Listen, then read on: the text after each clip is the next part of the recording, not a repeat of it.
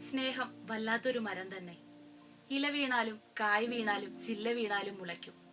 പുറന്തോടുകൾ ഉണങ്ങും, പക്ഷെ കാതൽ ബാക്കി നിൽക്കും. KR മീരയുടെ സ്നേഹത്തെക്കുറിച്ചുള്ള വീക്ഷണം. ശരിയാണ്, സ്നേഹം അങ്ങനെയാണ്, ഒരു പരിധിയുമില്ലതിന്.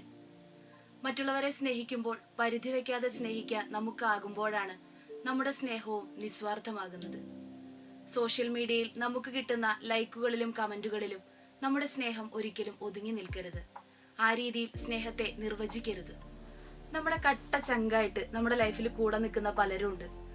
കൂടെ നിർത്താൻ നമ്മൾ ആഗ്രഹിക്കുന്ന പലരും ഉണ്ട്. പക്ഷെ ലൈഫിന്റെ എല്ലാ ഫേസിലും അവർ നമ്മുടെ കൂടെ ഉണ്ടാവണമെന്നില്ല. ചിലപ്പോ ചില കാരണങ്ങൾ കൊണ്ട് അവര് നമ്മളെ വേർപിരിഞ്ഞു പോകും. ചെറിയൊരു തെറ്റിദ്ധാരണ മാത്രം മതി അവരൊക്കെ നമ്മളെ ഉപേക്ഷിച്ചു പോകാൻ. എന്നാൽ എന്നും കൂടെ നിൽക്കുന്ന ഒരാളുണ്ട്, അതാണ് ക്രിസ്തു. നമ്മൾ എത്ര ദൂരെ പോയാലും അൺലിമിറ്റഡായി സ്നേഹം തരുന്ന ഒരു കണക്ഷനാണ് ഈശോയുടെ തിരുഹൃദയം. യാതൊരു പാസ്വേഡും ഇല്ലാത്ത ഇടം. ആർക്ക് വേണമെങ്കിലും എപ്പോൾ വേണമെങ്കിലും അവിടെ ചെല്ലാം. ആർക്കും അഭയം തരുന്ന ഇടമാണത്. കുത്തിത്തുറക്കപ്പെട്ട ആ ചങ്കിൽ അവൻ എന്നെയും നിന്നെയും ഒരുപോലെ ചേർത്തണയ്ക്കുന്നു. നമ്മൾ ഈ മെസ്സേജസ് ഒക്കെ അയക്കുമ്പോൾ ഹാർട്ടിന്റെ ഇമോജികളൊക്കെ അയക്കാറില്ലേ? പക്ഷെ അതിൽ ഒതുങ്ങി നിൽക്കരുത് കേട്ടോ നമ്മുടെ സ്നേഹം.